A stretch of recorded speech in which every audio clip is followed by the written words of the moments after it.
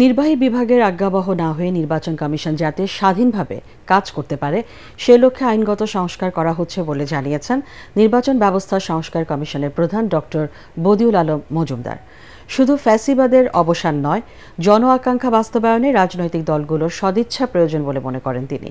নির্বাচন ও সংস্কার নিয়ে আয়োজিত আলোচনা সভায় সংস্কার কমিশনগুলোর উদ্যোগ নিয়েও প্রশ্ন তোলেন বক্তারা। আরও জানাচ্ছেন মুশফিকুর রহমান। সংস্কারকে সামনে রেখে গণতান্ত্রিক পুনর্গঠনের জন্য রাজধানীর BIISS মিলনায়তনে সংলাপের আয়োজন করে centre for governance studies CGS।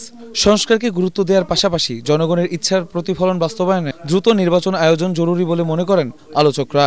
আইন যারা প্রয়োগ করার দায়িত্বে আছেন তারা যখন আইন ভাঙে তখন আমরা মনে করি বেঁচে থাকতে হলে আমাদেরকেও আইন ভাঙতে হবে। আমাদের যদি টেকসই সংস্কার করতে হয় তাহলে আমাদেরকে রাজনৈতিক ব্যবস্থা এবং প্রক্রিয়ার মধ্য দিয়ে যেতে হবে।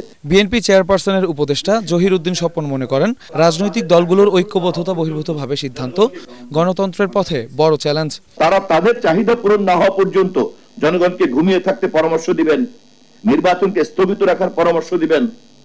প্রকারান্তরে মনে হবে জনগণের চাইতে তারা বিচ্ছিন্ন বিক্ষিপ্ত একদল বুদ্ধিজীবী, কেবলমাত্র তারাই জনগণের জন্য ত্রাণকর্তা হিসেবে হাজির হবেন। তখন জনগণ ঘুম থেকে উঠে তাদেরকে অনুসরণ করবেন।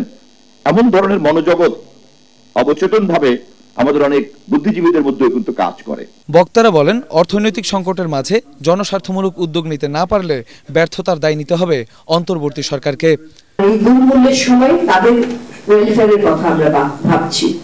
সুতরাং আসলে সামগ্রিকভাবে আমরা এই সংস্কারের যে প্রাথমিক ধাপটা সেই ধাপটাও খুব একটা দেখতে পাচ্ছি না। এ সময় নির্বাচন ব্যবস্থা সংস্কার কমিশনের প্রধান বলেন শুধু ফ্যাসিবাদের অবসান নয়, জন আকাঙ্ক্ষা বাস্তবায়নে গভীর সংস্কার প্রয়োজন।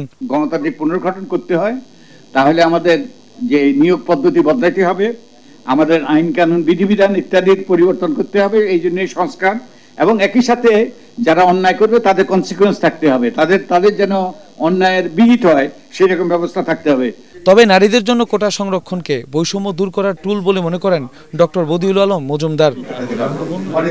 মুশফিকুর রহমান, ATN বাংলা, ঢাকা।